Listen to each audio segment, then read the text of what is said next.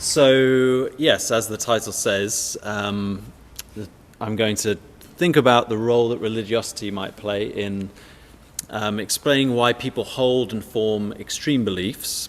And the data that I'm going to present is from a survey that was conducted in January this year as part of this project called Vrije, which explores trust in experts. Particularly trust in climate scientists and COVID scientists. So it's a Horizon 2020 project, and it's my main role at King's is doing research on this project. It's not aiming to explore the role of religiosity in explaining extreme beliefs. This is just a very interesting feature that fell out of the survey itself. So in a way, I'm slightly retrofitting the talk to the survey, if you like. So it's not ideal. It's just, in a way, there's some kind of indicative evidence towards something that I think is just worth exploring. But really, the main aim of the survey was to explore people's trust in experts. But I think we can say something interesting about this topic as well. So, two questions that I'm going to think about today. The first is, does religion, in fact, play a role in people holding extreme beliefs? And if yes, why does it play that role? And I'm going to concentrate largely just on what we can learn from the results of this survey.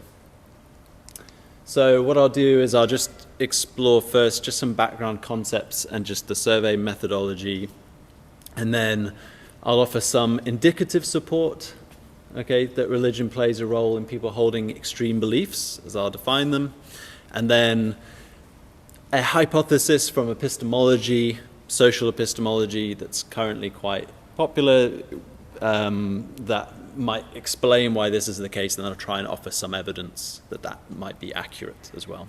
But this is all fairly tentative. So, first things first, just about the survey. So it was conducted in January this year, so a little while ago now. And the survey company that ran it is called Savanta Comres. And it's got 12,000 people, just over 12,000 people in the set. It's quite a big survey. So people were given an hour to complete this. So there are 54 questions on a range of different things. So to do with trust in government, trust in scientists, and that's specifically coronavirus scientists and climate change scientists. People's general sense of how much they trust these different groups of people across 6 different countries. So UK, Ireland, Norway, Poland, Germany, and Italy. So just about 2,000 in each. And there's just some other questions in there as well. So the views about climate change and COVID, including at least one quite straightforwardly conspiratorial question and a few that have like a conspiracy tinge to them, if you like. And some stuff about policy as well. So like, what kinds of policies would you like to see implemented to tackle climate change and coronavirus? Okay, so that's the survey. It's a pretty big, complex data set. And what I'm just going to do is focus on responses to 4 questions from the survey. So these are all true and false questions. So you get to answer true, false, or don't know to these 4 statements. So the statements, the first one is climate change is mainly caused by human activities. Okay, so it'd be true or false. Second one, nearly all climate scientists agree that the increase in global temperatures is caused by human activity. So quite similar, but the second one has this focus on the views of climate scientists. Third one is about vaccines. So nearly all scientists agree that vaccines are safe. And the fourth one is the conspiracy question. So the symptoms that most people blame on coronavirus appear to be linked to 5G network radiation. So this will be fun to look at the responses to these. So these are just true, false, don't know. Okay. So before we get to the responses, let me just say something about the concept of extreme beliefs as I'm going to treat it. Okay. So I'm not looking for some kind of philosophical definition, not looking to give some necessary and sufficient condition, account of what extreme beliefs are. I'm just going to say, for the purposes of this talk, this is like a working account of extreme beliefs. So they're on the margins of what the ordinary person believes. This is a statistical sense of extreme, okay? And because extreme sometimes has a moral inflection to it, I'm going to say as well that we're thinking about things that have a social importance. They're socially important as well. So let's just unpack those two things very briefly. So, sorry, just ignore the figures on this. This is just for illustrative purposes. But what you've got here, you just imagine beliefs that are located at the extremes relative to the average in the population. Okay, so you just take the average, like people believe on average what's in the middle, and then out on the boundaries you get more and more abnormal belief, or like deviant belief that deviates from what the norm in the population is. And it's in that sense that I'm using the expression extreme, okay? So they're just extreme, they're just further away. So this is a statistical sense of extreme. Okay, so why not just call these abnormal beliefs? Why do we have to call them extreme beliefs? And I think that because the beliefs that we're talking about do have some kind of social significance, okay? So the propositional content, if you like, of the beliefs have some kind of social importance, right? So when it comes to designing policy, like, you know, people, what are their views on climate change? What are their views on vaccines? So there's some kind of social importance there for cohesion, for healthcare, for environment. Okay, this is fairly vague, this idea of social importance, intentionally vague. People might want to talk more about that, that's fine. But just to give you an illustration, right, so suppose you run a survey with people and you ask people, is this a rabbit or a duck? Okay, and 90% of people say it's a rabbit and 10% of people say it's a duck. Okay, that 10% of people who say it's a duck, they hold those abnormal beliefs, they deviate from the norm, okay? They don't really, maybe it's not very socially important, that fact. So maybe they're not extreme beliefs. Okay, maybe they are. If they are, then fine. Okay, we can think of a better example. Okay, but the people on the right over here who are maybe climate change deniers and they refuse to change their vehicle driving habits because they love driving, vehicles that destroy the atmosphere. They might be deviating from the norm in a way that has a bit more social importance, social significance. Okay, so that's the sense in which I'm talking about extreme beliefs. I saw this image, I couldn't help. It was just too tempting to put it up there. It's sort of roughly what I'm kind of getting at. I mean, it's not exactly because you've got scientists in one and just a person in the other, but the point is you've got people who are kind of outliers, okay, in terms of their beliefs. Not as strong outliers as you might have, as this image suggests, and as we'll see from the results. There's more of these people than you might think. Okay, so just two other clarificatory points. So the statistical concept of extreme beliefs is distinct from rational norms. I'm not saying that people who deviate from the norm are irrational or they're believing something that they ought not believe. Okay, so that's important. However, in these cases, there is a scientific consensus on the statements we're looking at. So you might think there's some kind of norm arising from scientific expertise to believe these things, and we might say, like, you ought to believe this, but that's still a conceptually distinct issue. We're not saying that people who deviate from the norm are irrational per se. And the other thing is, this is distinct from Kassam's idea of ideological extremism, right, where you might place yourself, so if you've got like a political spectrum where you've got progressive left, far left, very conservative on the far right, and so you're extreme if you're over here or over there, ideologically extreme. It's not like that, and actually this is quite a good illustration because it shows that there's like decent proportions of people right the way across the spectrum. It would only be extreme in the statistical sense that I'm talking about if lots and lots of people were in the middle and then it just got fewer and fewer towards the outside. Okay, so it's different from that conception of extreme belief as well. Okay, So let's look at some results. So let's start with this one, because this is the most striking one that I think, and it shows the strongest connection with religion. Okay, so you've got a true or false statement. So do you think the following statement is true or false? The symptoms that most people blame on coronavirus appear to be linked to 5G network radiation. So this is the result. So average across the 6 countries is 14% say that this is true. So a further 16% say they don't know. So if you go for dinner with 10 people, okay, at least 3 of them are either undecided or they think this is true, which to me is quite a few, okay. So only 7 in 10 people on average across the 12,346 that we surveyed said this is definitely false, okay.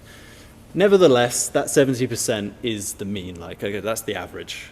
So the 14% over here, they're deviating from the norm as far as the statistical concept that I'm working with goes. And I just want to do 2 demographic breaks. So the first is in terms of age. So there's quite a strong age effect here. I haven't delved into why, but I've got a theory about social media that might be true. But I'm also interested in the religious thing here. So let me just put up a table with some frequencies just to show this. So what you've got is people who in the set say they're not religious. So you've got 3,609 people in the survey say they're not religious in any way. So 9% of that group believe this, so they're lower than the average. There's a large group of people who say they're Christians, 7,207 say they're Christians, and 13% of those say this is true. Okay, so it's slightly, I mean, it's on the average, basically. Christians are on the average, in line with the average. We've got then 1,078 in the survey who are religious but not Christian. So this has been an aggregated figure, which you might also want to take issue with and ask about, and that's fine, we can do that. But basically this group contains Muslims, Jews, Hindus, Sikhs, Buddhists, and other. Okay, so 358 out of that 1,078, so that's 35%, say that this is true. So basically if you belong in this religious but not Christian group, you are almost 4 times more likely to say that you think the 5G thing is true than people who say they're not religious. So we're kind of looking at this and thinking, okay, there's something maybe going on here. Let's have a look at it across the other statements as well. So let's do the vaccine one. So nearly all scientists agree that vaccines are safe. It's a very similar picture. So you've got 79% say this is true. This is the other way around now. So 69% on average say it's true. Much more fluctuation between the different countries. Some bringing up the average, some bringing it down. But you've got 20% of people who say that that's false. So they're the deviant group, okay? So we wanted to think about the demographic breaks on this. So again, there's an age effect, just to point that out. So the younger you are, the more likely you are to think that that is false, to be in the deviant group. And again, there's a religion effect, not quite as strong in this case. You've got 27% of people in that religious but not Christian group believe this against 19% who are not religious or in fact are Christian. So again, the not religious and Christian are quite similar. So there's that one. So then the third one is again another view, your perception of the agreement amongst scientists. So nearly all climate scientists agree that the increase in global temperatures is caused by human activity. So what do you think? What do people think about scientists' views on this? So 74% on average say that that's the case. 13% say that it's false. And something that you'll notice is that Norway comes out bottom on this, perhaps surprisingly. And that's something we can talk about, but you should see Norway on some of these other measures, views about climate change, incredibly low. On some of these questions, they're 20 percentage points below the next lowest, okay? So they are strikingly climate skeptical in this survey, at least, and I can explain why that's the case afterwards, if you like. It's not really the theme of this, but I'd be happy to talk about that. This is nothing compared to some of the other questions. And they're slightly skewing the data set because there are fewer people in Norway who are in that religious but not Christian bracket. Okay, so there are more Christian or no religion in Norway. So they're slightly messing with my data. But anyway, there's still an effect that you can see here. So you've got the non-religious category is 12% say it's true. That's in the deviant group. And then you've got 23% in the non-Christian religious category. So, and the age effect starts to disappear with these climate questions. It's not as strong on climate. It was more strong on COVID and vaccination and that kind of broad area of healthcare. And so, yeah, so that's one thing to point out there. And then, so then the final one, climate change is mainly caused by human activity. Okay, so only 74% say that this is true. I don't know how surprising people find this, but there you go. So 74% of people say climate change is mainly caused by human activity. Okay, so you can start to see Norway's coming out really low, but honestly, it's twice as bad as this on a lot of other measures. Okay, so and Italy also, perhaps surprisingly, often comes out far on top, like the most pro-climate change country in the survey by a country mile, and Norway the most climate change skeptical. And now you can see Norway really messing with my data because the religion effect is starting to disappear as well a little bit. So this one, it's really not as strong, almost maybe not statistically significant on this question, but maybe if you bear in mind those things about Norway. So if I removed Norway from the analysis altogether, then the religion effect comes back, basically, it reappears. But I've just kept it in just to be, just to present it consistently. Okay, so yeah, so you can see the difference there between the non-religious and the religious non-Christian is only a 4% percentage point difference. Okay, so a helpful social sciences friend of mine built me a regression, and basically I won't try to explain what this is. I'll just point out the bits in bold. So actually this is the regression just on the 5G question. So what it's telling you is if you control for other variables, then you can see the correlations, and this is whether or not people hold the deviant belief. Okay, so if you hold the deviant belief, that's the correlation that we're looking for. Age actually is not very strong. Controlling for other variables. Age actually is not so strong, except it shows you that it's extremely not predictive. So the minus shows you extremely not predictive the older you get. But if you're in the if you're not in minus, then you're seeing the really strong effects. So actually a lack of education is a really strong effect. So I didn't show you any demographics on that because they're not that strong. If you just look at the percentages, they're not actually that strong, which is why it's helpful to have this. Belonging to an ethnic minority group, BAME is what we call it in the UK. The reference category for that is white, but that might just be, because people tend to be more BAME in those religious groups or something, but that is also quite a strong predictor. There's the two religious groups there, so you can see there's a quite strong effect there. And then this bottom one I'll just draw your attention to as well. So there's a question in the survey that asks if people feel like they've been discriminated against. If they're in a group that's discriminated against. And there's a super strong correlation effect there. And so I'm going to come back to that shortly and talk more about that. So, okay, so that's the regression interaction. So let's just think a little bit about why this might be the case. So that's some indicative evidence for the view that religion plays some role in people holding extreme beliefs as I've defined them. So why might this be the case? I mean, a whole range of factors. Okay, so on the macro political level, some things that have already been mentioned in the last day and a half. So, religious groups might feel ostracized from the mainstream. Maybe that's playing some kind of role.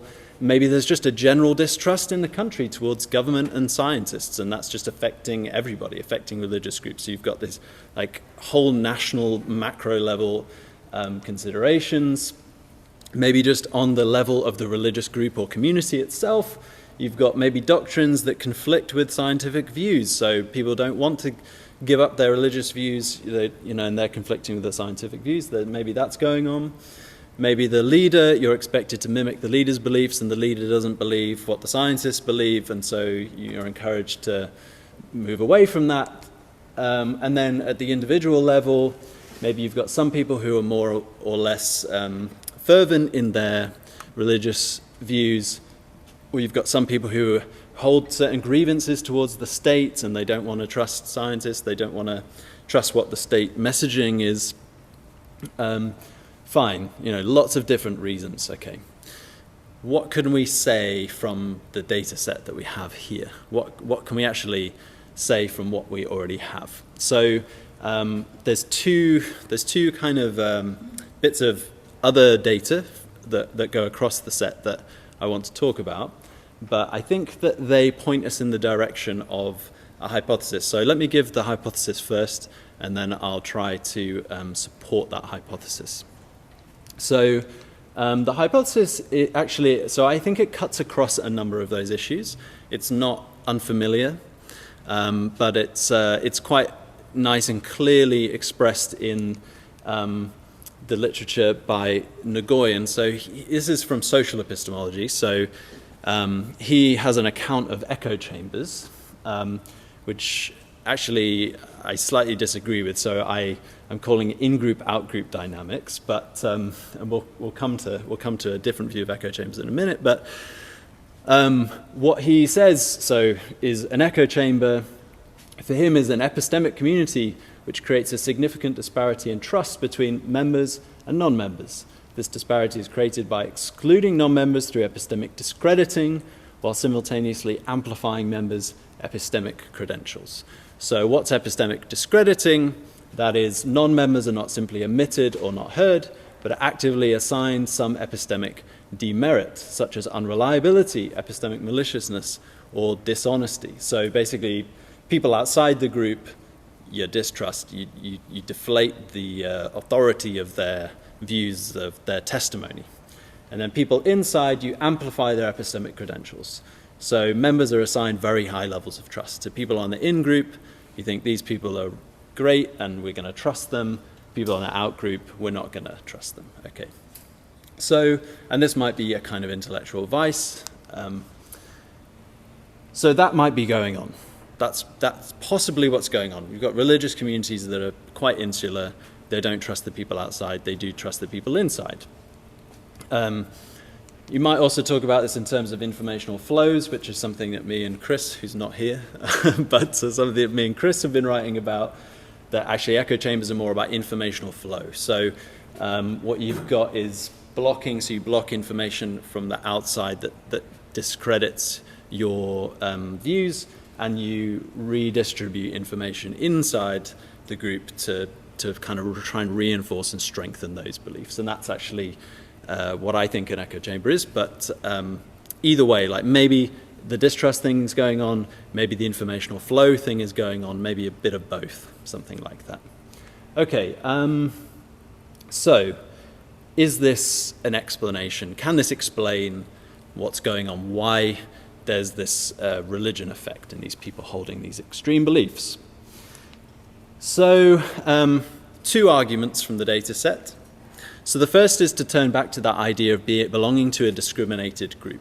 So I suppose the idea is that if you feel like you belong to a discriminated against group, then you will maybe have the tendency to retreat into groups that are familiar, where you don't experience discrimination, where you don't feel ostracized, where you feel a sense of belonging.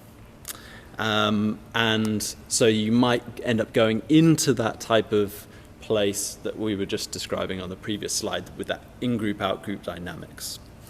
So that's the idea, and if that's correct, well, there's some evidence here to suggest that people who hold these deviant views also feel like they're in these discriminated against groups. So let me just explain what's going on in the table.